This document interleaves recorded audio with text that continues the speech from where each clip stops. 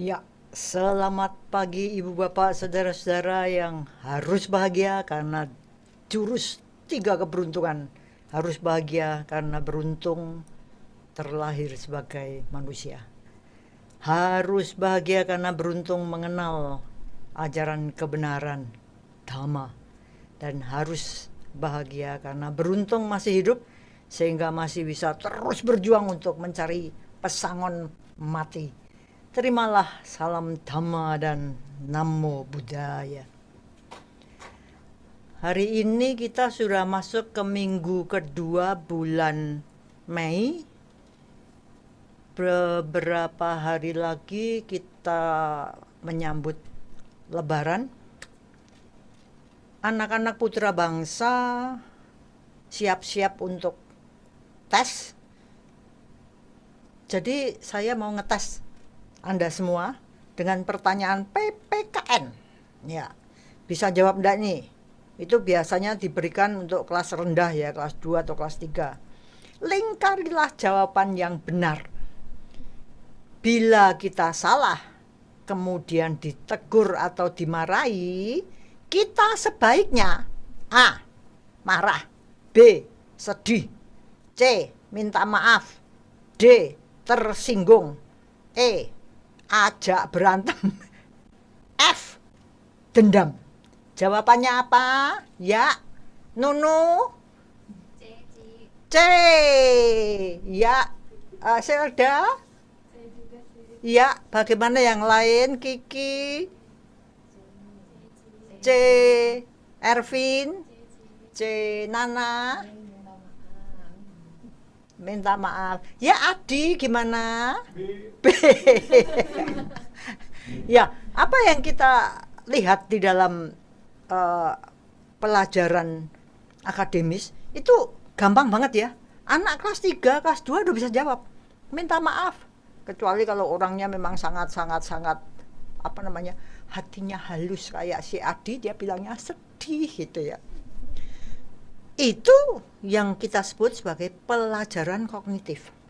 Tapi kalau kita lihat, mumpung ini nanti tanggal 13-14 tuh kita lihat saling maaf-maafan, maka apa ya benar begitu?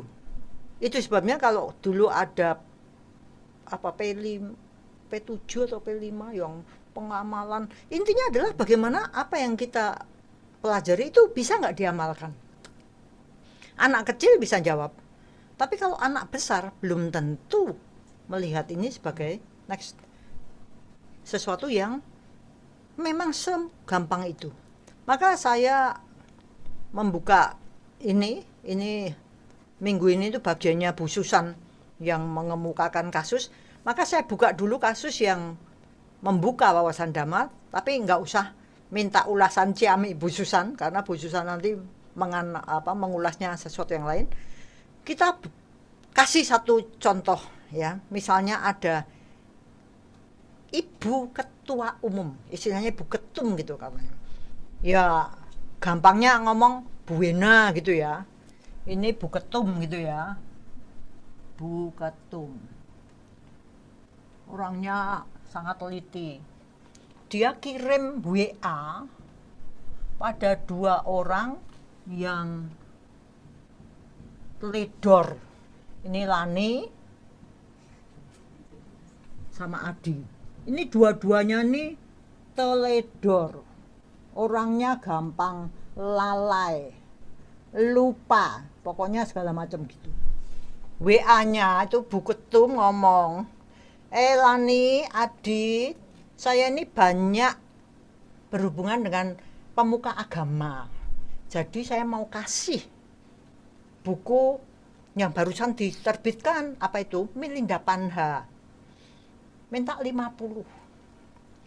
Wah, Lani dan Adi langsung, weh, Di, ini Ibu Ketum minta buku. Siap. Siapnya siap doang karena yang ngurusin buku ini Mbak Dwi sedang operasi. Jadi buku ini di mana nggak ngerti. Namanya Adi dengan segala kesaktiannya masuk ke gudang, kacau balau, diobrak-abrik, akhirnya ketemu. Ya toh. Dah, ketemu. Kirim segera. Kasihkan tempat kantor. dengan perintah jelas, kirim ke Bu Ketum, alamatnya ini, teng teng teng teng. Lega karena beres, gitu ya. Next. Kelihatannya beres itu dari pihaknya dua orang yang teledor dan lalai itu. Tuh, langsung gerak, ambil buku di gudang. Setelah cari di sana sini karena Mbak Dwi yang ngurusin buku, sedang cuti operasi bedah itu 20 cm di sini. Jadi lama banget, belum kering-kering apanya, jahitannya dan sebagainya. Cepat ketemu, suruh orang kantor kirim, beres happy. Dari pihaknya Lani dan Adi beres. Tetapi dari pihaknya Ibu Ketum ternyata tidak beres. Nah, ini kasus yang menarik. Karena apa? Kalau kita lihat bahwa pikiran itu punya 4 bagian ya. Bagian yang pertama itu winyana. Ini untuk mengkognisi. Jadi paham kalau ada kontak gitu ya antara indera dengan objeknya. Yang kedua ini sanya. Nah, sanya ini apa yang dikognisi diolah dengan rekognisi. Diolah dengan apa yang kita sudah tahu gitu. Yang ini semuanya sama. Tapi yang ini itu partial truth. Jadi kebenarannya itu sebagian doang. Maka kalau di sini Lani dan Adi nganggep beres, di Ibu Ketum belum tentu beres. Apa pasal? Karena kalau dua orang tolol ini mengirimkan dipikir sudah beres, dari Ibu Ketum dia mengatakan akhirnya sudah diterima, terus ngomongnya terima kasih gitu ya. Tadi terima kasih sudah nyampe. Ada teguran. Ngomongnya gini. Next. Nah, buku diterima kasih ini si Lani dan si Adi ini dengan teguran keras. Lani, Adi, mbok ya kalau dapat WA itu dibalas. Kalau sangat-sangat sibuk ya dibalas satu kata aja. Yes atau oke atau baik gitu. Jadi saya ini nggak bingung. Sebenarnya ini ada nggak tuh buku yang saya minta? Kalau nggak ada kan saya bisa cari di tempat lain. Ya sebenarnya saya mau WA lagi, tapi sungkan nanti disangka kok nggak sabaran. Ngerti ya? Di sana yang namanya Sanya sudah mengolah. Di sini Lani sama Wena tidur nyenyak karena merasa sudah Lani sama Adi tidur nyenyak karena dianggap sudah beres. Wah, ditegur gini langsung Lani dan Adi merasa bersalah sebentar ya. Maaf Bu Ketum, lalai. Saya pikir Cik Lan sudah jawab Bu Ketum. Lalu saya juga WA, maaf lalai. Saya pikir Adi sudah jawab Bu Ketum. Nah, terjadi satu gesekan kan? Sini nganggep beres, sana nggak nganggep beres. Next. Kalau kita lihat begitu ada teguran, anak-anak SD kelas 3 tadi ngomongnya gimana? Minta maaf. Tapi kalau kita sudah biasa melihat bagaimana pikiran bekerja, apalagi kalau kita sudah meditasi dan sebagainya, ngerti kalau tenang seimbang tuh kayak gini ini rasanya, kita sudah hafal. Jadi begitu ketenang seimbang yang terusik langsung geruk gitu. Kita ngerti dalam pikiran ada kemungkinannya sebel and marah.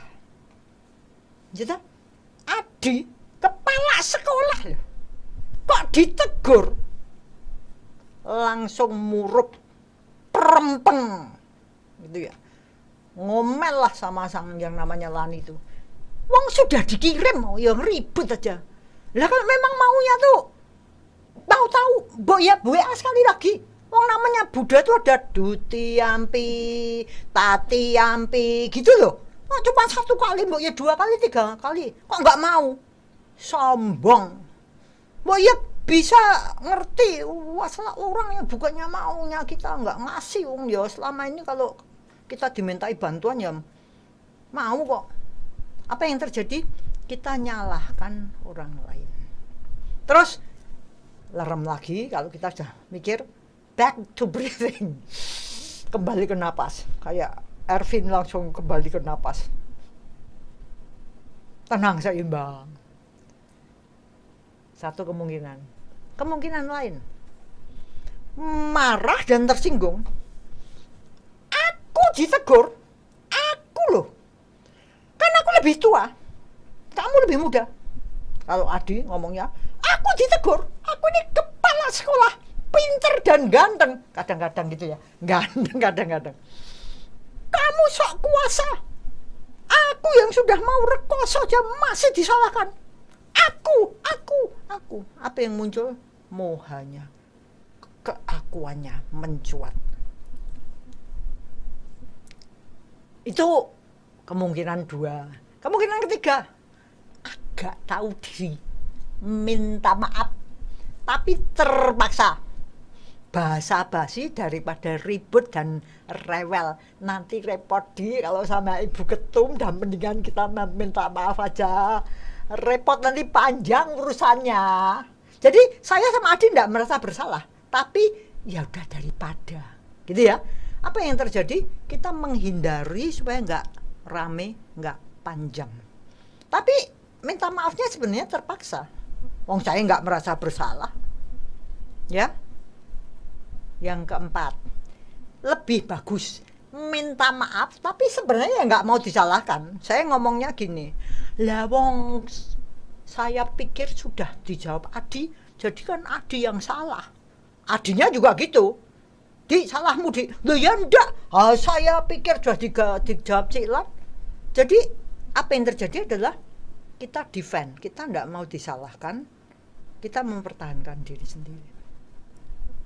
Yang 5, tadi kan pilihannya A, B, C, D, E, ada F.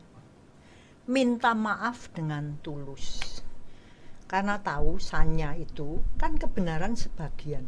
Bagi aku benar, tapi di sana nganggapnya aku salah. Jadi semua punya benernya sendiri-sendiri.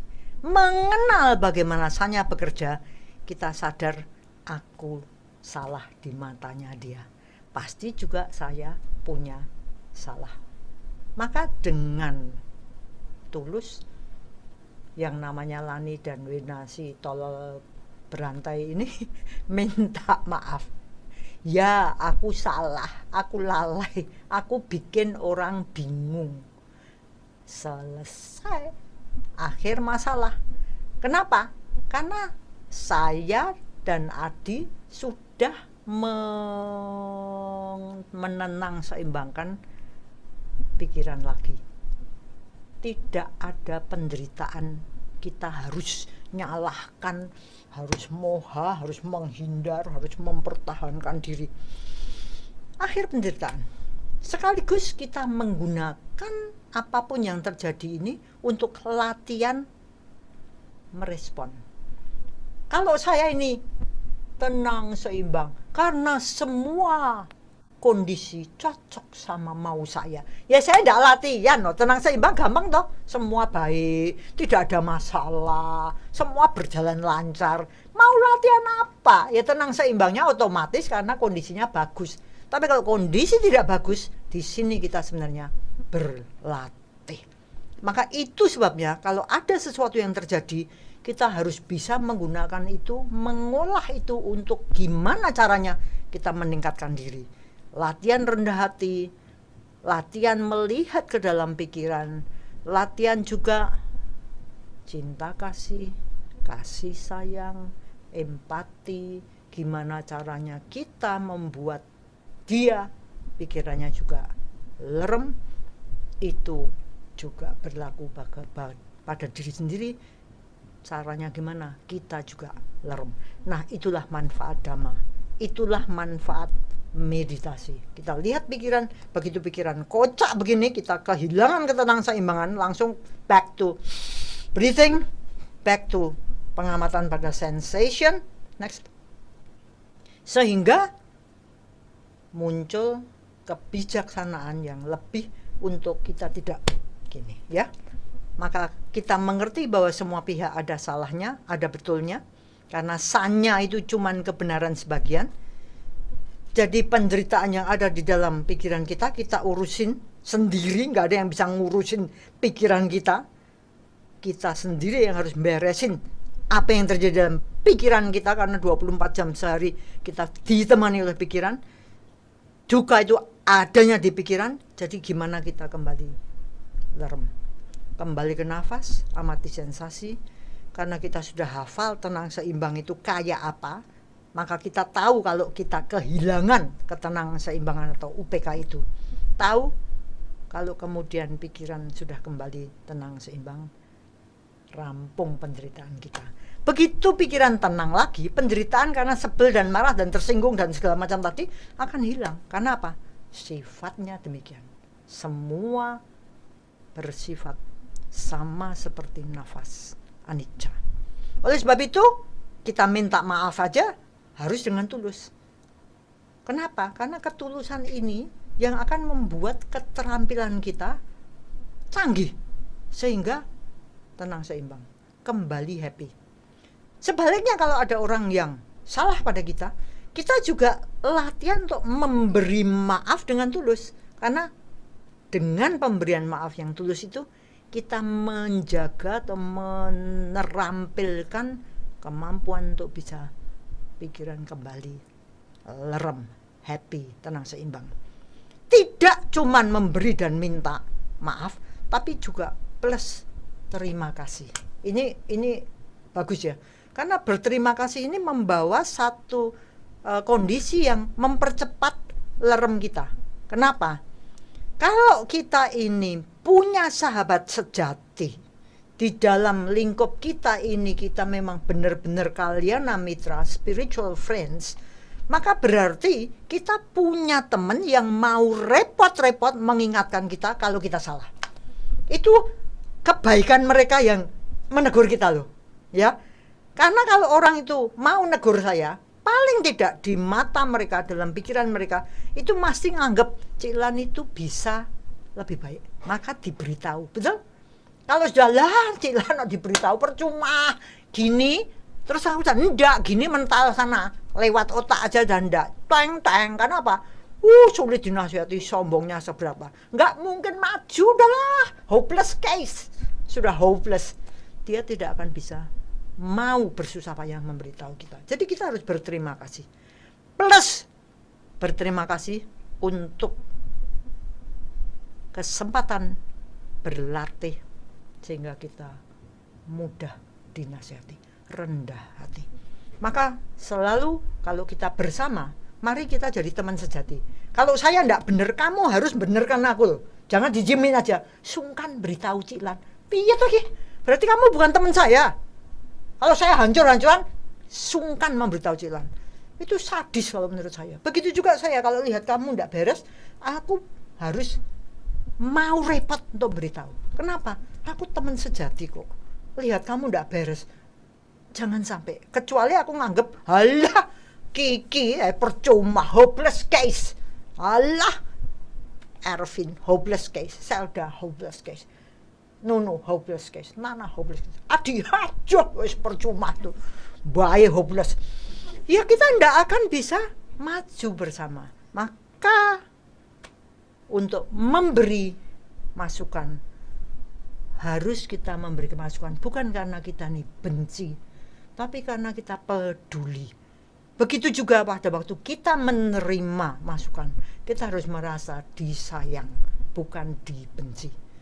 Maka sebelum kita menginjak pada Lebaran, karena Lebaran masih minggu depan, tapi maksudnya sesudah itu baru kita minggu depan ketemu lagi. Mari kita siap-siap untuk menerima maaf. Nggak usah tunggu Lebaran. Nggak usah nunggu nanti menit berikutnya. Nanti kalau kita mati pi. Ya, minggu ini adalah minggunya Bu Susan untuk sharing. Maka monggo Bu.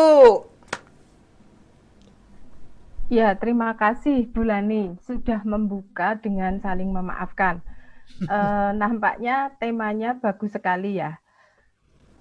Sebetulnya ada pengalaman bagus yang di-sharingkan. Nah, ini nanti kita tunggu aja ya.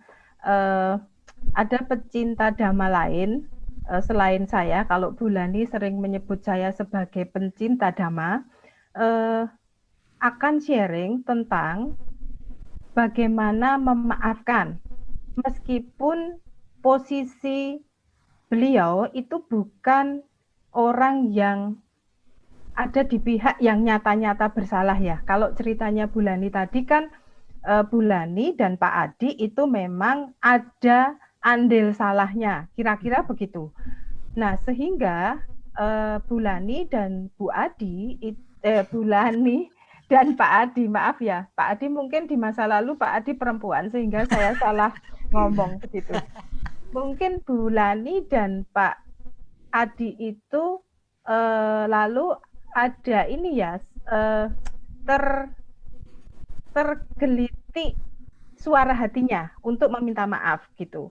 Nah, meskipun tadi ada macam-macam permintaan maaf ya. Kalau kita lihat, kalau kita masih pakai mekanisme pertahanan diri, ini kalau bahasa psikologisnya, itu pasti permintaan maafnya itu mungkin merasa bersalah tapi malu minta maaf, lalu menjadi marah ya. Sebetulnya ada rasa bersalah tapi malu mengakui, lalu ada rasa marah. Atau kita jengkel karena merasa nggak bersalah sebetulnya. Saya itu nggak bersalah, tetapi mengapa disalahkan? Atau permintaan maafnya itu terpaksa tadi ya, itu juga nggak ada rasa bersalah, cuman nggak enak aja sama situasi selanjutnya, ya toh, daripada ngomelnya lebih banyak, atau mungkin tipikal orang yang menegur kita itu bukan tipikal pengomel, tetapi bisa jadi tipikalnya mendiamkan. Nah, daripada relasi berikutnya nggak nyaman, urusannya lebih ribet, ya minta maaf lah, meskipun saya merasa tidak bersalah. Lalu ada tadi yang masih agak-agak pakai mekanisme pertahanan diri ya, minta maaf tapi bikin alasan ya, itu pakai rasionalisasi gitu. Pokoknya cari alasan yang ben yo salah ki sithik wae, ben nggak malu gitu. Sampai ke permintaan maaf yang tulus, meskipun mungkin saya tahu saya tidak 100% bersalah dalam hal ini. Saya memang punya kontribusi pada persoalan ini, tetapi saya bukan orang yang 100% bersalah. Tapi ya memang ada salahnya, maka saya perlu minta maaf. Nah, posisi Bulani dan Pak Adi ini kan memang ada andil salahnya. Nah, nanti salah satu pecinta dhamma yang akan sharing, saya nggak tahu apakah minggu depan, karena minggu depan itu berkaitan dengan Waisak ya, mau diisi sharing oleh Bu Lisa sebagai pencinta dhamma kita yang lain, atau mau diisi yang lain, tapi yang jelas Bu Lisa akan sharing tentang bagaimana mengampuni meskipun beliau bukan pada posisi yang bersalah. Jadi ini sesuatu yang menarik untuk kita dengarkan. Kan kalau ada orang lain yang bersalah pada kita, itu sebetulnya lebih sulit loh kita memaafkan begitu ya, dibandingkan sebetulnya kalau saya salah lalu minta maaf, itu tuh lebih mudah. Tetapi memaafkan orang yang bersalah pada kita dan orangnya itu jelas tidak punya niat tulus minta maaf, wah itu berat sekali. Nah, saya kira sambungan dari pengantarnya Bulani itu akan kita ulik lebih dalam. Itu nanti saya nggak tahu minggu keberapa, kita nantikan saja episode itu ya gitu Bu, supaya kita selalu bersemangat untuk mengikuti Dhamma Desana ini ya. Jadi kita nantikan saja episode sinetron berikutnya begitu, meskipun belum tahu kapan ya. Ini kayak Bu, soft opening gitu ya. Jadi ini kayak promo dulu, kira-kira begitu. Nah, di masa Lebaran ini saya kira bukan hanya budaya memaafkan dan saling mengampuni itu yang digiatkan, tetapi saya kira ada budaya memberi ya. Kalau kita lihat ada zakat gitu kan, ada sodakoh itu biasanya dilakukan saat-saat di bulan suci ini. Konon kabarnya itu akan mendapat pahala yang berlimpah-limpah dibandingkan kalau kita memberi di hari-hari yang lain. Jadi banyak orang di bulan suci ini berlomba-lomba untuk memberikan dana, entah berupa tenaga, entah berupa materi. Nah, saya bersyukur bahwa ada bulan-bulan seperti itu, paling enggak ya bulan ini dan Bapak Ibu. Kalau kita itu lupa berbuat baik, paling enggak setiap tahun lah itu ada perbuatan baik gitu. Tetapi sebaiknya memang bahwa perbuatan baik memberi sesuatu ataupun saling memaafkan itu seperti kata Bulani, tidak perlu menunggu bulan baik. Setiap detik itu adalah kesempatan baik untuk memberi dan untuk saling memaafkan. Nah, siapa tahu kan kita nunggu Lebaran tuh tanggal 13-14, nanti malam kita nggak diberi kesempatan hidup. Itu artinya kalau saya mau minta maaf, udah telat.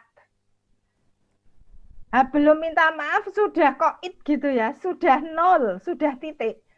Nah, ini penyesalan kita sebagai makhluk lain, karena nanti kita mungkin dilahirkan menjadi manusia yang berbeda, itu bisa terbawa ya. Jadi rasa bersalah ini saya kira bisa terbawa. Nah, saya sendiri punya pengalaman bahwa saya dulu sangat sayang pada ibu saya, tetapi waktu menikah, pengantin baru itu saya nggak punya duit sama sekali ya. Jadi suami saya itu zaman itu gajinya cuma 300.000 rupiah. Zaman itu ya. Sebelum Krismon, jauh sebelum Krismon. Saya sendiri belum berpenghasilan karena saya belum bekerja. Nah, lalu itu saya punya angan-angan begini. Saya mau nabung dulu. Nanti kalau tabungan saya cukup, saya mau menyenang-nyenangkan mama saya. Loh, itu kan cita-cita mulia ya, Bulani. Itu cita-cita mulia. Wela, kok kebetulan anak saya lahir bulan Juni, anak pertama saya lahir bulan Juni, waktu mama saya sangat merawat saya dan bayi saya sejak di rumah sakit ya. Itu saya melihat ada kayak benjolan di lehernya mama saya. Saya pikir uci-uci gitu. Jadi uci-uci ya. Lalu mama saya diminta periksa, itu dia merasa no problem. Lalu mulai kembung, seperti masuk angin, panggil tukang pijit hampir setiap hari, dikeroi ya, koin rubbing Bu, dikeroi.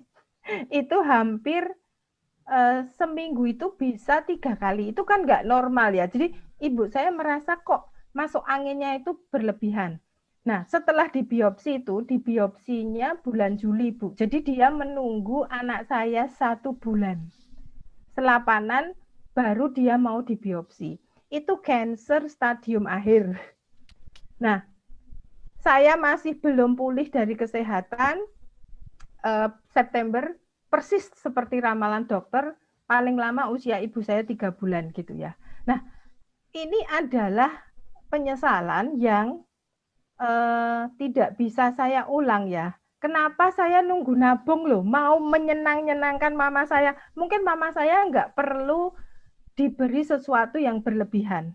Mungkin mama saya itu hanya perlu saya perhatikan, saya beri sesuatu yang kecil-kecil, nggak usah diajak pariwisata kemanapun, itu mungkin mami saya bahagia. Jadi kenapa saya harus bermimpi memberi yang besar dulu, sementara yang kecil-kecil itu tidak saya lakukan. Nah, untungnya saya itu diberi bulan itu Untungnya, saya ulang ya, untungnya itu saya diberi Bulani banyak buku sehingga penyesalan saya itu tidak berlarut-larut. Karena seperti yang pernah saya sharingkan, saya itu setiap malam mimpi mama saya datang itu puluhan tahun ya. Ini mungkin karena rasa bersalah saya juga gitu. Nah, setelah saya mendapat buku-buku dari Bulani bahwa berdana dan doa kita itu bisa kita atasnamakan makhluk-makhluk yang telah mendahului kita, itu bisa membantu dia itu mendapatkan kehidupan yang lebih baik. Nah, karena saya mendapat pencerahan, istilahnya itu pemahaman benar yang baru, saya tidak begitu menyesali meskipun saya merasa bersalah. Maka yang penting adalah saya berbuat baik atas nama orang-orang yang meninggalkan saya lebih dulu. Dana yang saya lakukan itu bukan semata-mata atas nama saya, tetapi saya selalu mengatakan ini atas nama ibu saya, ini atas nama papa saya, dan seterusnya. Nah, sehingga saya juga bisa menghayati doa untuk orang-orang yang meninggal dunia itu saat ruah. Itu kalau Jawa, Chinese itu Xinjia ya. Itu saya jadi lebih paham. Oh, jadi ini bukan sajen sebetulnya. Makanan ini adalah doa dan dana yang kita bagikan ke orang lain atas nama arwah-arwah orang-orang yang telah meninggalkan kita. Nah, karena saya punya pencerahan itu, saya jadi bisa berdana lebih baik.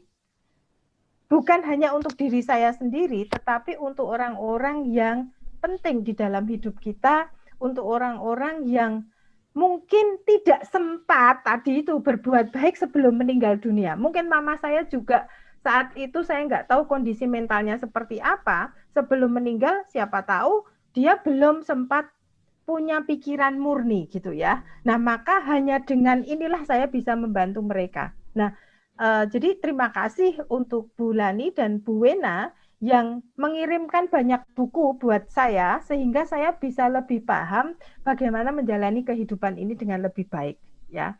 Jadi Bapak Ibu yang belum terlambat seperti saya sebaiknya lakukan gitu ya, karena belum tentu saya yang mati, tapi orang lain yang mau saya beri itu meninggal gitu ya. Jadi artinya anicca itu bisa setiap detik. Nah, maka kalau misalnya kita berbuat baik itu tidak hanya di setiap waktu ya, di bulan suci, saya kira alangkah lebih bahagianya kita sebagai makhluk dan juga makhluk-makhluk lain yang mendapat kebaikan dari kita itu akan lebih baik. Nah, lalu niat dalam memberi itu penting. Nah, sebelum saya lanjutkan, mungkin Pak Adi bisa putarkan video pendek tentang niat di dalam memberi. Itu Pak Adi, terima kasih.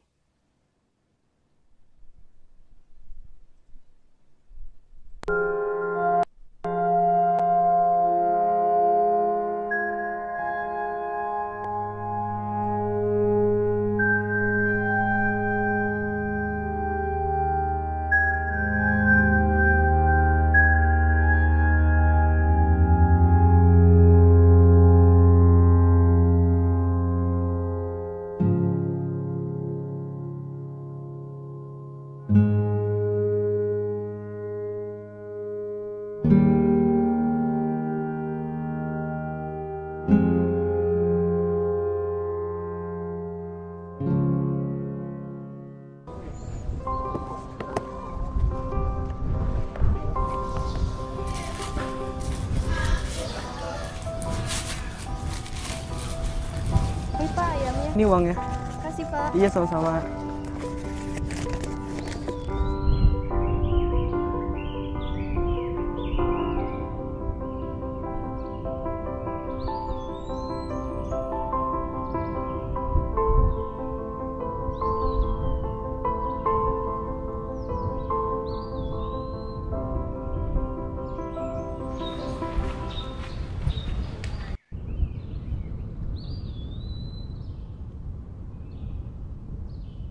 Assalamualaikum Ibu. Waalaikumsalam Dek. Itu apa? Ini ayam goreng. Oh, Tinggal berapa? Tinggal 5. Boleh deh semuanya. Iya.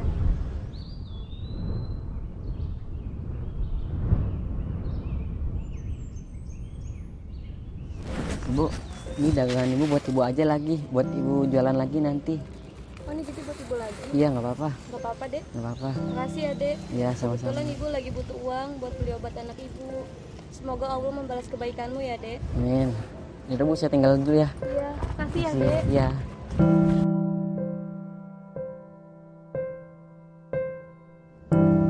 Assalamualaikum. Waalaikumsalam. Baru pulang sekolah? Iya, baru pulang sekolah. Kelas berapa emangnya? Kelas 3 SMP. Uang jajan kamu sehari 50.000. Enggak sih. Sebenarnya uang jajan 10.000 dikasih ayah. Cuman saya nggak jajanin, saya kumpulin sampai hari Jumat, terus saya sedekahin hari Jumatnya itu. Kok bisa kayak gitu? Karena saya pernah dengar di ceramah suatu masjid, kalau sedekah di hari Jumat itu pahalanya makin banyak. Terus kalau doa juga bisa niscaya dikabulin juga, seperti itu. Saya sedekah buat ibu saya yang udah menghadap Allah duluan. Ibu kamu sudah meninggal?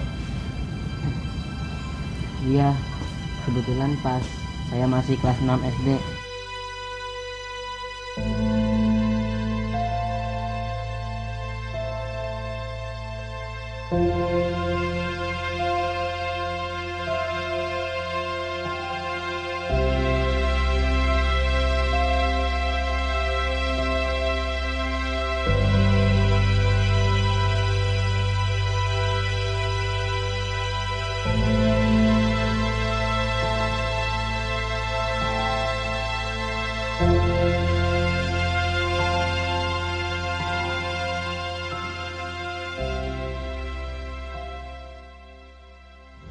Sungguh mulia hati kamu. Nih, biar uangnya saya ganti. Makasih Pak, nggak usah. Saya masih kecil, saya belum punya tanggungan. Jadi ini buat Bapak aja nggak apa-apa. Bapak simpan aja lebih baik. Bapak lebih membutuhkan. Saya salat dulu ya Pak. Assalamualaikum. Waalaikumsalam.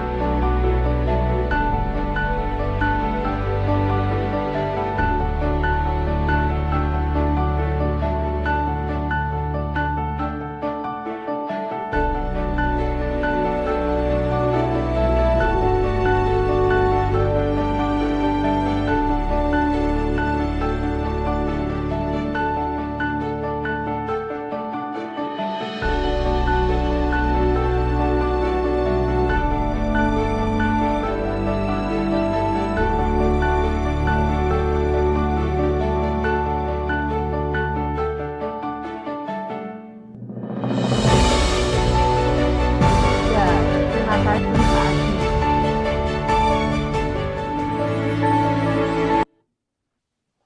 Iya, menarik ya. Saya itu nggak bisa berhenti terharu kalau melihat video-video semacam ini ya. Dan ini terus menggerakkan saya untuk melakukan tindakan nyata seperti judul dari video tadi. Pak Adi bisa ke slide pertama saya.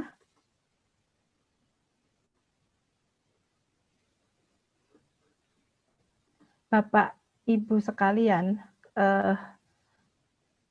kalau kita lihat dari video tadi, apa yang diyakini oleh Winston Churchill itu menjadi nyata ya, bahwa kita itu bisa membuat kehidupan dari pemberian.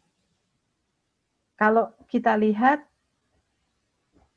sebetulnya si ibu penjual ayam goreng tadi, salah satu kebutuhannya adalah membeli obat. Kalau kita lihat, dia ke minimarket, lalu yang dilihat adalah obat.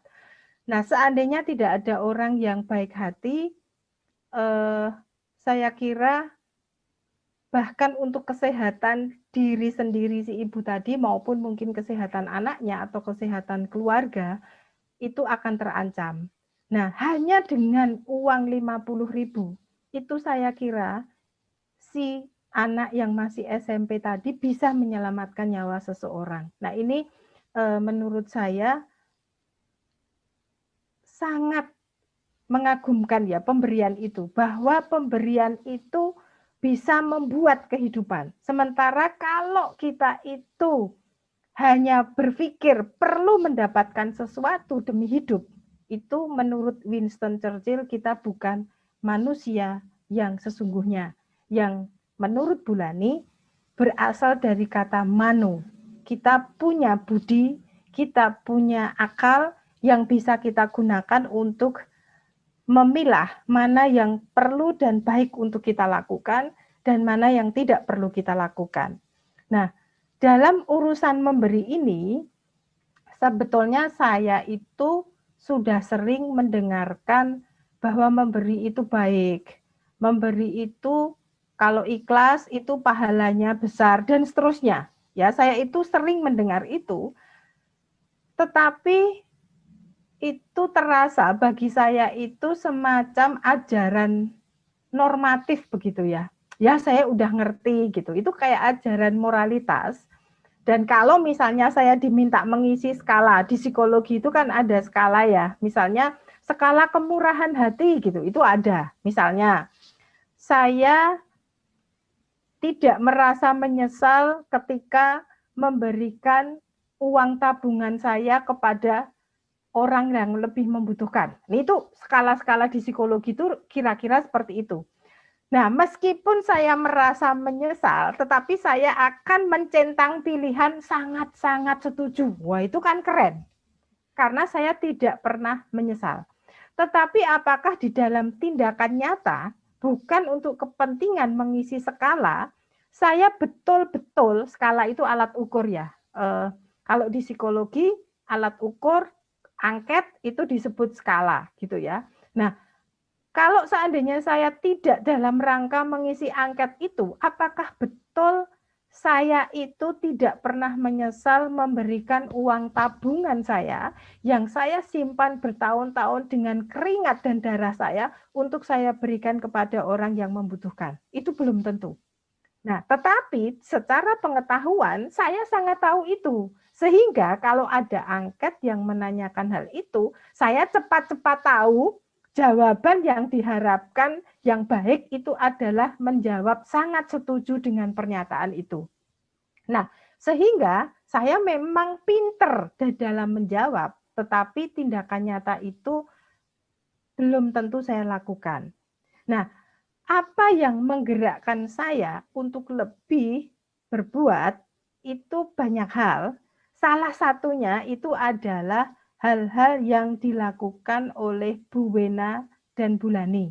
Ini yang menurut saya lebih menggerakkan saya dibandingkan buku-buku apapun yang saya baca. Nah, oleh karena itu, ketika saya itu menerima ya buku, saya ambil dulu dari Bulani, ini bukunya, dari Bulani ya, ini bukunya.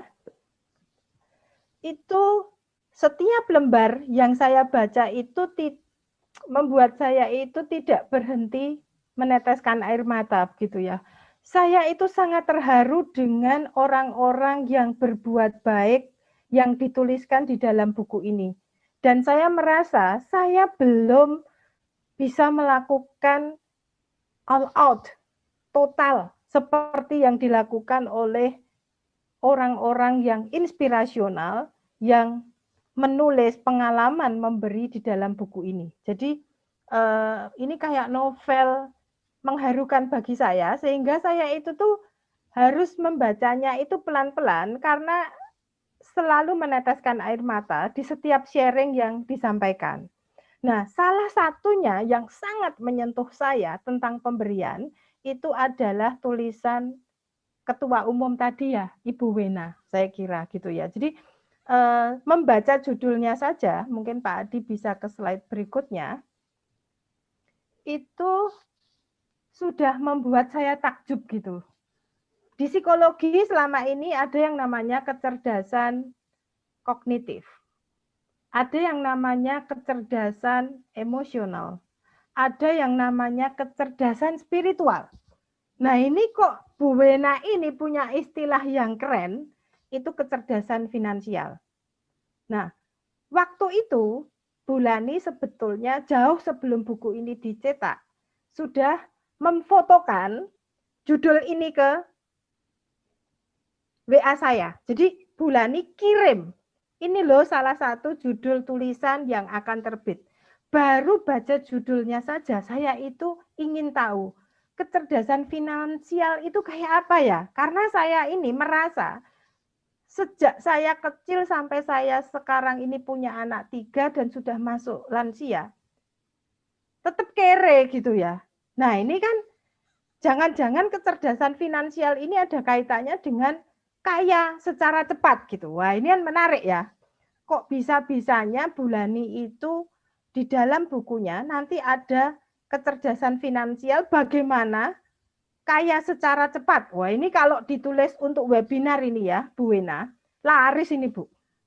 Karena banyak orang berpikir apa isinya? Isinya adalah bagaimana kita itu bisa mendapatkan sesuatu materi secara cepat, secara instan tanpa banyak usaha. Nah, maka saya ingin tahu gitu, sebetulnya isi dari judul tulisannya apa gitu ya. Nah, setelah saya baca, saya itu takjub sekali.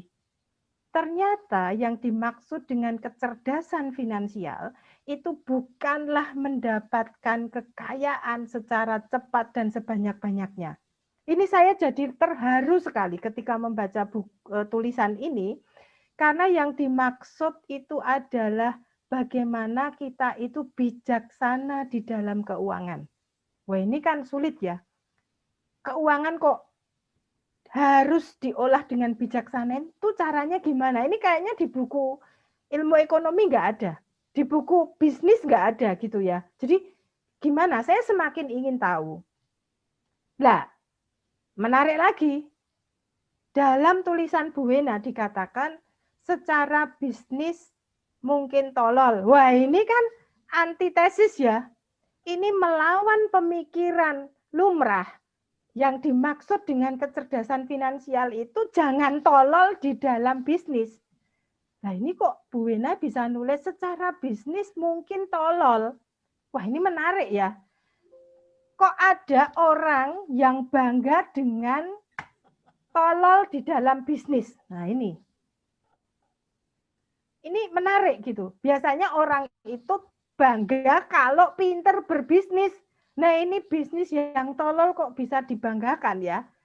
Ini kalau enggak orang Klaten depan wihara, ini tuh enggak ada yang bangga dengan ketololan di dalam bisnis gitu ya. Lalu saya berpikir, menarik sekali. Nah, yang menarik itu adalah di dalam kondisi pandemi, ketika keuangan kita semua ini mengalami gonjang-ganjing, termasuk Putra Bangsa dan CEC, saya kira.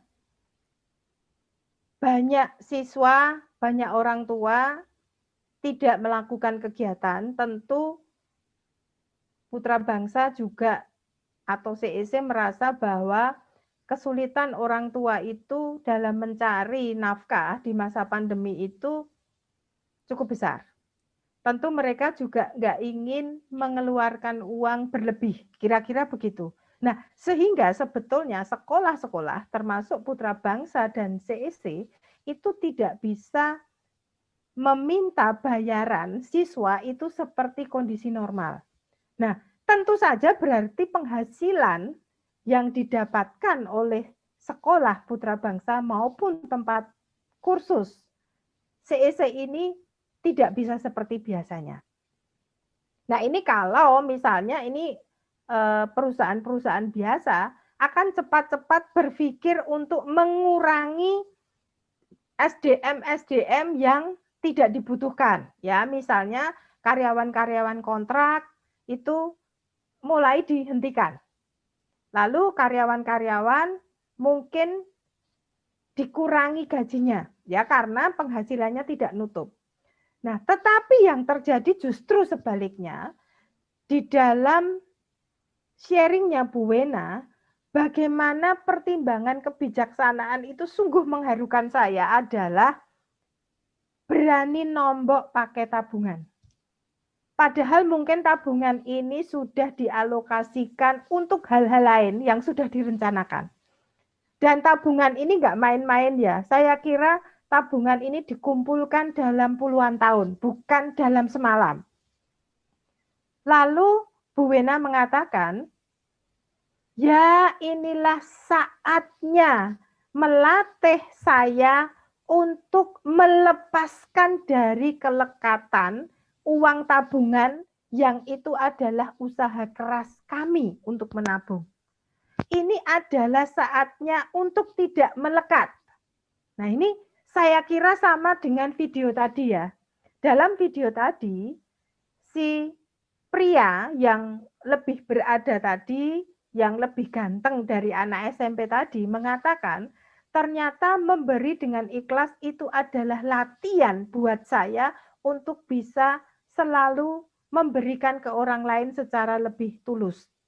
Nah, saya kira ini adalah hal yang tidak terpikirkan sebelumnya, bahkan oleh saya. Dulu saya pernah sharing bahwa memberi itu adalah latihan untuk tidak melekat itu, saya tuh nggak punya bayangan bahwa dengan memberi itu saya melatih keikhlasan. Tetapi yang dilakukan oleh putra bangsa itu bukan hanya memberi 50.000 ya, seperti yang dilakukan oleh pria cakep di dalam video tadi, tetapi mungkin sampai ratusan juta untuk nombok supaya, nah ini yang menarik, para guru itu tidak mengalami kesusahan hidup. Ini yang menarik buat saya. Berarti kan tabungannya ini bisa ludes loh kalau dihitung. Supaya siswa tetap belajar dengan baik, di masa pandemi ini tantangan untuk siswa untuk menjadi buruk itu besar. Maka putra bangsa tidak mau melakukan itu, maka putra bangsa itu nomboknya gila-gilaan ya. Kalau saya baca itu di tulisan-tulisan berikutnya, nomboknya itu bisa ratusan juta. Itu apa enggak? Tabungannya itu ludes sebetulnya. Tetapi yang menarik, istilahnya Bu Wena ini loh, makan aja tanpa BAB itu bisa jadi penyakit. Nah, ini menjadi perenungan, ini bukan kata-kata sederhana. Ini adalah kata-kata yang mencerahkan bagi saya. Kalau saya serakah makan terus, bayangkan, dan saya nggak bisa BAB, tentu saya harus operasi, harus dibuatkan jalan di perut saya, ada selangnya, nggak bisa kentut, harus diobati. Nah, ini adalah analogi mentalitas. Kalau saya itu mengunyah terus, tidak pernah memberikan, mungkin saya mengalami sakit mental, bukan sakit fisik, tetapi mental saya sungguh terganggu. Nah, ini ibarat analogi yang membuat saya itu sungguh tersentuh, maka saya akan selalu mengingat ini ya. Kalau saya mulai pelit, saya akan ingat kata-kata ini. Ingat, makan saja harus BAB.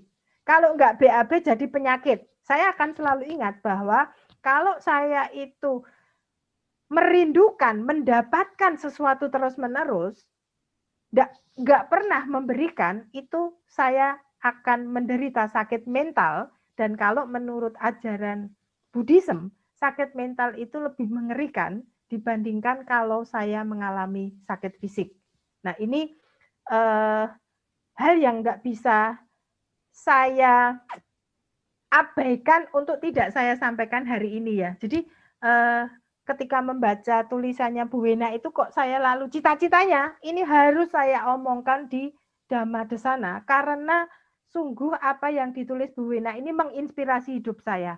Semoga ini juga bisa menginspirasi Bapak Ibu sekalian yang hari ini mendengarkan Dhamma Talk ataupun nanti membaca buku yang disampaikan oleh Bulani dengan timnya yang sungguh sudah bersusah payah menuliskan buku ini untuk memberikan pengetahuan, memberikan motivasi untuk menggerakkan kita untuk berbuat baik. Pak Adi, berikutnya. Nah, ini yang menarik ya.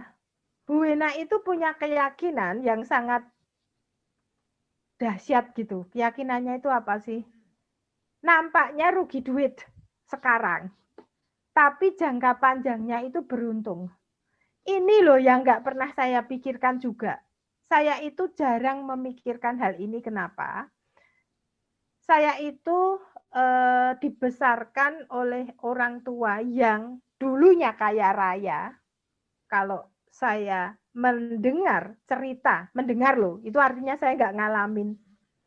Dari orang-orang di sekitar saya maupun dari orang tua saya, papa saya itu adalah orang yang mungkin bukan terkaya, tetapi mungkin nomor sekian kaya di Jogja ya.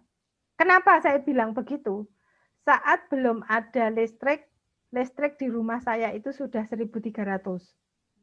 Saat semua orang naik sepeda dan jalan kaki, bapak saya punya 3 truk, punya 2 sedan, punya 3 motor, dan punya sepeda.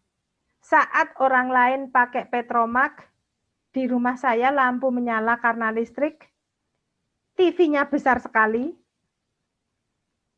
punya lemari es. Dulu orang nggak punya telepon, di rumah saya ada telepon. Nah, tetapi ketika saya lahir, semua kekayaan dari orang tua saya itu lama-lama habis karena bapak saya bangkrut. Nah, dan saya melihat bagaimana penderitaan orang tua saya yang dari kaya raya seperti itu menjadi sangat tidak punya uang. Bahkan ibu saya harus menjual mie bungkusan supaya bisa menghidupi anak-anaknya.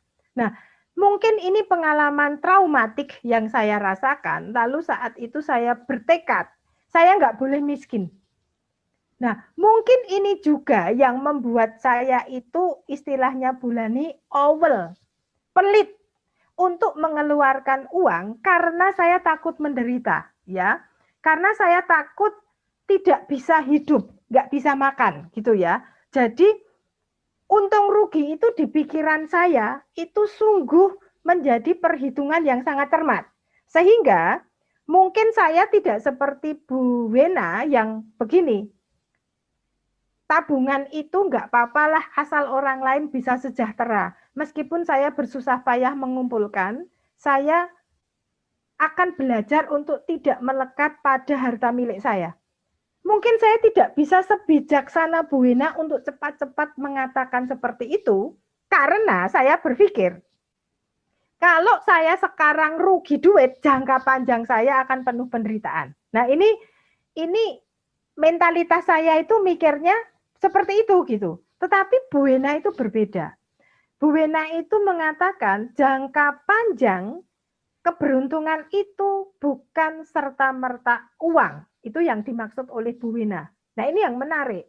Mengapa? Karena Bu Wena itu mengatakan begini, jangka panjangnya itu sebetulnya saya punya kesempatan menjalankan kedermawanan.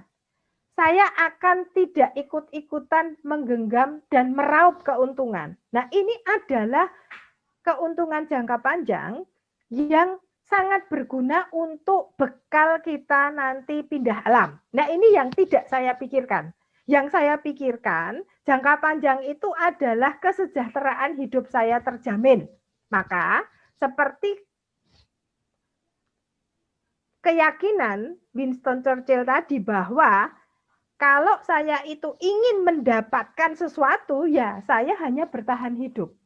Bukan memberikan kehidupan bagi alam semesta, bukan memberikan kehidupan bagi orang yang lain. Nah, Bu Wena ini berbeda cara pikirnya, begitu ya. Selain memberi kesempatan menjalankan kedermawanan, Bu Wena juga berpikir, kalau guru dan karyawan itu tetap sejahtera, guru dan karyawan itu akan setia pada putra bangsa, itu artinya apa? Guru-guru itu akan belajar dhamma secara terus-menerus karena mereka ada di lingkungan putra bangsa, di lingkungan CEC, di lingkungan Klaten yang menghidupi dhamma. Yang kedua, kalau guru-guru ini setia di putra bangsa, dan guru-guru ini adalah guru yang mengamalkan dhamma, apa enggak hebring siswanya? Siswanya pasti bisa belajar dengan lebih baik, siswanya akan mendapatkan bimbingan secara lebih baik yang dilakukan oleh guru-guru CEC dan putra bangsa. Nah, inilah keberuntungan jangka panjang yang menurut, nah ini sekarang teori psikologi, teorinya Erikson, Bu Wena ini punya kematangan mental yang dinamakan generativitas. Bu Wena ini memikirkan generasi penerus, ya, sehingga the lost generation yang ditakutkan oleh Kemendikbud itu tidak terjadi. Mengapa? Karena siswa sekarang ini bisa belajar dengan baik, maka siswa perlu didiskon. Kalau orang tua didiskon, orang tua akan tetap setia menyekolahkan anaknya, sehingga tidak ada lost generation di masa pandemi. Dan kalau putra bangsa dan CEC itu total dalam menyediakan fasilitas belajar, itu siswa-siswa nggak hanya sekedar belajar, tetapi tetap mendapatkan yang terbaik selama masa pandemi. Nah, ini apa enggak keberuntungan jangka panjang yang enggak egois ya? Ini yang tidak saya pikirkan sama sekali, yang mungkin selama ini saya luput dari kebijaksanaan ini. Maka saya merasa beruntung dikirimi buku, bukan hanya satu, Bulani enggak main-main ngirimnya ke saya itu 30 buku yang bisa saya bagikan ke orang lain. Dan kalau orang lain itu tabungan karmanya sudah banyak, saya berharap bisa mendapatkan banyak inspirasi dari buku ini dan bisa melakukan tindakan nyata seperti yang ada di dalam video tadi. Nah, ini sungguh menginspirasi saya. Nah, di slide berikutnya kita bisa melihat saya belajar apa dari video tadi dan saya belajar apa dari tulisan Bu Wena. Dan saya kira bukan hanya tulisan Bu Wena, kalau saya baca semua sharing pengalaman memberi itu menakjubkan ya di buku ini. Cuman hari ini saya pengen mengulas apa yang ditulis Bu Wena. Mungkin di kesempatan lain saya akan mengulas apa yang di-sharingkan oleh para penulis lain. Ya, di situ ada para dermawan yang menuliskan pengalamannya. Nah, dari video tadi dan dari tulisan Bu Wena, hal yang saya pelajari adalah saya itu pernah mendapatkan buku dari Bulani. Nah, ini bukunya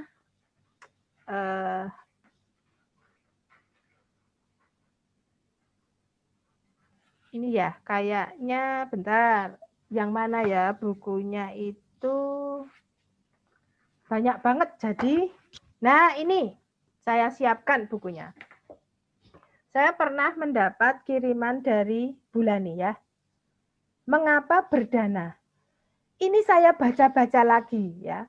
Ketika saya membaca tulisan Bu Wena di dalam buku Mengapa Berdana itu dijelaskan supaya kebajikan dana kita itu berlimpah ruah, itu kita perlu memperhatikan paling tidak 3 hal. Yang pertama, niat pemberi, motivasi saya memberi. Yang kedua, kemurnian spiritual dari yang menerima. Lalu besarnya dana yang saya berikan. Nah, yang lebih menarik bagi saya itu niat dan kemurnian spiritual penerimanya. Kalau saya perhatikan, Bu Wena itu dalam memberi tidak pernah mencari nama ya. Karena kalau nggak disebut-sebut siapa sih orang penting yang memutuskan uang ini boleh keluar atau tidak. Kita nggak tahu loh kalau itu tuh ada di kekuasaannya Ibu Wena. Itu nggak akan pernah tahu. Jadi kalau Bu Wena itu mau cari nama, beliau akan serta-merta, ini loh saya yang membuat keputusan. Pak Adi itu kan hanya menjalankan. Bu Endang itu hanya menjalankan. Kalau tidak ada saya yang maha kuasa, itu dunia, bumi putra bangsa dan CEC itu tidak akan berputar. Nah, saya kira Bu Wena tidak punya niatan untuk mencari nama dengan melakukan pemberian. Bu Wena tidak juga sekedar membalas jasa orang lain. Bahkan yang diberi oleh Bu Wena itu adalah orang-orang yang mungkin belum pernah memberikan jasa kebaikan pada Bu Wena. Itu saya yakin. Tetapi Bu Wena tidak awal memberikan sesuatu untuk orang lain. Nah, ini yang saya rasakan juga. Kalau Bu Wena itu mengatakan kondisi keuangan putra bangsa itu sebetulnya lagi tidak bagus. Lah kok bisa-bisanya ya Bu Wena dan Bulani ini memberikan bonus untuk anak saya yang lulus skripsi. Loh, anak saya itu kan sebetulnya nggak perlu diberi apa-apa toh. Anak saya juga nggak punya jasa kebaikan apapun untuk putra bangsa. Tetapi mengapa dalam kondisi ekonomi yang sebetulnya tidak sangat menguntungkan, Bu Wena, Bulani itu mau memberikan jasa kebaikan bahkan untuk orang yang belum pernah memberikan jasa kebaikan untuk mereka. Nah, ini yang saya pelajari betul. Mengapa? Karena biasanya selama ini tuh saya gini loh. Wah, mosok saya nggak mau disuruh Bulani. Bulani itu kan sudah baik sama saya. Ternyata itu nggak besar loh poinnya. Itu baru saya tahu juga gitu ya. Atau ikut-ikutan. Sekarang ini kan kita nggak bisa nyumbang anonim ya. Kalau dulu saweran itu bisa anonim. Misal nih di Fakultas Psikologi, kalau mau nyumbang teman itu ada box. Mari Bapak Ibu kita masukkan uang di box. Kan jadi kita nggak tahu siapa yang nyumbang besar, siapa yang nyumbang sedikit. Seperti dalam video tadi, kasih 10.000 sudah gayanya minta ampun. Alah, uang receh lah. Nggak apa-apa lah. Hitung-hitung buang uang receh. Nah itu sama, mungkin saat box itu anonim, itu saya nyumbangnya bisa sedikit. Kan nggak ketahuan. Yang penting saya menyumbang. Nah sekarang kita itu kalau menyumbang itu nggak bisa tidak anonim. Karena modalnya selama pandemi ini masuk ke rekening ya. Kita nggak bisa saweran pakai box. Nah ini kan mau nggak mau, saya harus nyumbang besar toh, biar kelihatan. Wah, mosok Susan nyumbang 100.000. Itu memalukan. Wah, maka saya ikut-ikutan jadi 1 juta nyumbangnya. Nah ini apa enggak? Ngeri ya. Maksudnya saya ini apa enggak selama ini moha ya. Ini yang saya lihat. Lalu sesuai kebutuhan penerima. Jadi Bu Wena itu mengajarkan, ya kalau nyumbang itu sesuai kebutuhan. Kalau penerimanya itu butuh uang untuk hidup, maka kalau saya memberi itu pas banget dengan kebutuhan mereka. Nah, ini yang jarang saya pikirkan. Yang saya pikirkan itu persis seperti masnya yang cakep tadi loh. Untuk kebutuhan saya toh idep-idep, etung-etung, buang uang receh. Ini ngeri banget ya. Ini tak pikir-pikir kadang-kadang motivasi saya juga kayak gitu loh. Idep-idep, alah cuman 100.000, alah cuman 10.000. Saya itu lihat video tadi lalu membandingkan dengan si anak SMP yang tadi. Bersedekahnya itu tulus dan apa yang dilakukan Bu Wena itu saya jadi malu. Saya kok belum murni di dalam memberi. Nah, lalu yang kedua ini yang menarik adalah kemurnian spiritual penerima. Bu Wena tidak ragu-ragu menyumbang untuk para siswa. Bu Wena tidak ragu-ragu untuk menyumbang para guru karena guru dan siswa itu adalah lahan subur orang yang murni hatinya untuk mengajar dan belajar. Nah, selama ini saya itu kalau memberi itu lebih gini ya. Terpaksa karena orangnya itu bawel, jelai, mengintimidasi, ya wis diberilah daripada kokean urusan. Itu kan sebetulnya bukan dana yang baik. Mengapa? Karena saya menyirami mental buruk orang dengan dana yang saya berikan. Nah, ini yang tidak terpikirkan oleh saya. Selama ini kalau ada orang baik-baik kok enggak saya beri ya. Tapi kalau ada orang jelai, orang yang nuntut, meneror saya, itu saya beri demi saya enggak terganggu. Ini menurut saya selama ini saya salah ya dalam berdana. Nah, ini pencerahan yang besar yang saya dapatkan dari tulisan Bu Wena, sharing Bu Wena, maupun dari video tadi. Nah, semoga Bapak Ibu yang ada di sini hari ini mendapatkan pencerahan yang sama dengan apa yang saya dapatkan. Nah, Pak Adi bisa ke slide berikutnya. Nah, tujuan jangka panjang tadi sebetulnya yang dimaksud oleh Bu Wena itu adalah membangun kemurnian pikiran.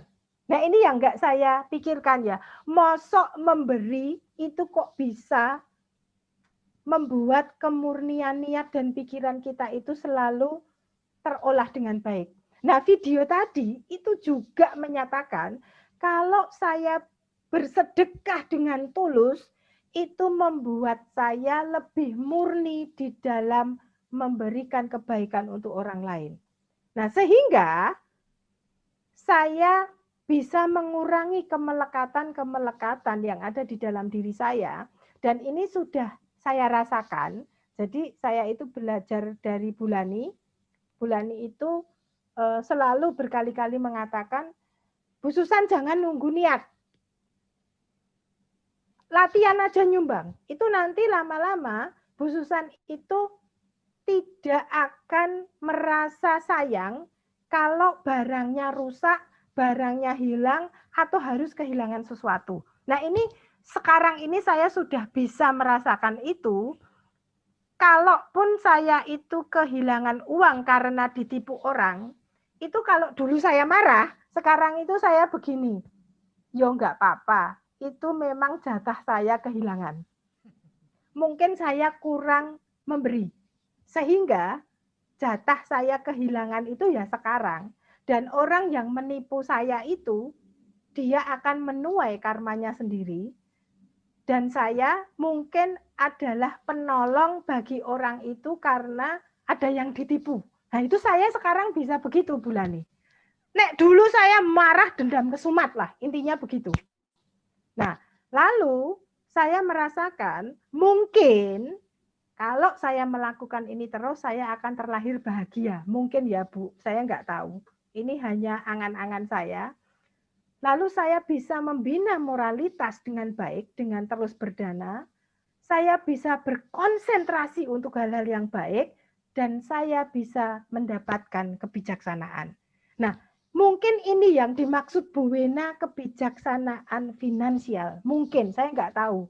Ini Bu Wena yang paling tahu, tetapi ini adalah interpretasi saya bahwa jangka panjang itu lebih penting karena membangun sikap positif, membangun perbuatan positif, dan ini baik untuk hidup saya sendiri maupun hidup orang yang diberi. Nah, bagaimana dengan penelitian di psikologi, ya? Karena Bu Wena itu di dalam bukunya itu mengatakan dengan berdana itu bisa bahagia. Nah, di buku ini juga dikatakan berdana itu bikin bahagia. Jadi jangan menunggu terlahir bahagia, berdana itu bisa bikin bahagia. Apakah itu ada buktinya? Pak Adi bisa ke slide berikutnya. Ternyata eksperimen di psikologi itu menunjukkan begini. Ada 2 kelompok diberi hadiah, uang.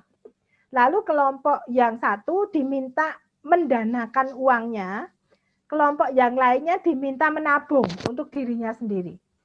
Nah, sebelum eksperimen dilakukan, diukur dulu kebahagiaan mereka, sama-sama bahagia. Mereka itu kondisi awalnya sama-sama bahagia, tetapi pada akhir eksperimen setelah sekian bulan, kelompok yang diminta mendanakan uangnya itu dibandingkan dengan orang yang diminta menabung, kebahagiaannya meningkat pesat pada orang yang diminta mendanakan uangnya dalam eksperimen itu.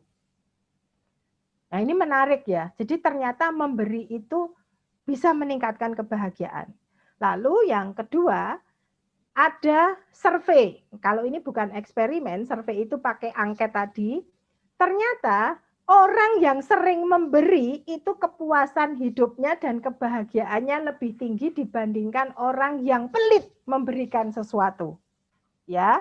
Lalu riset penelitian juga menunjukkan bahwa memberi sesuatu itu menurunkan tingkat kematian. Artinya kita lebih sehat fisik dan lebih sehat mental. Nah, ini secara sains itu ada buktinya, ya. Nah, slide saya yang terakhir, Pak Adi, bagaimana dengan neuroscience? Nah, ini neuroscience itu menunjukkan bahwa berdana itu berkaitan dengan cerebral cortex. Nah, itu ada cerebral cortex itu ya. Nah, kalau Bu Wena mengatakan kecerdasan finansial, wah itu memang Bu Wena ini ampuh kok. Urusan kecerdasan itu memang ada di cerebral cortex. Kok ya Bu Wena ini canggih ya, bisa ngomong kecerdasan finansial. Dan ternyata cerebral cortex inilah yang menyebabkan kita itu punya perilaku menolong. Jadi kalau Bapak Ibu tidak mengasah cerebral cortex-nya, Bapak Ibu tidak mengasah kebijaksanaannya di situ, Bapak Ibu tidak mengasah kecerdasan di situ, maka perilaku menolong akan berhenti. Wah, jadi saya kagum loh ini sama Bu Wena. Bu Wena ini ternyata lebih hebat dari seorang neuroscientist gitu ya. Nah, lalu yang kedua, ternyata neuroscience menunjukkan perilaku menolong itu memicu dopamin. Nah, dopamin inilah yang membuat kita happy. Ya. Lalu yang ketiga, melihat orang lain gembira ternyata memicu area otak yang sama di dalam diri kita, lalu kita bisa ikut gembira. Nah, Bapak Ibu sekalian, secara ajaran Buddhism menolong, membahagiakan, dan ternyata secara neuroscience memang tubuh kita merespon dengan bahagia. Terima kasih untuk hari ini. Semoga kita semua berbahagia dan semoga semua makhluk berbahagia. Selamat menjalankan Idul Fitri bagi Bapak Ibu yang merayakan nanti di tanggal 13 dan 14. Terima kasih Bu Lani. Iya. Demikian Ibu Bapak, saudara-saudara, satu rahasia besar sudah diungkap oleh Bu Susan. Jadi kalau melihat dunia seisi dan naik kehidupan ini, mumpung kita masih jadi manusia.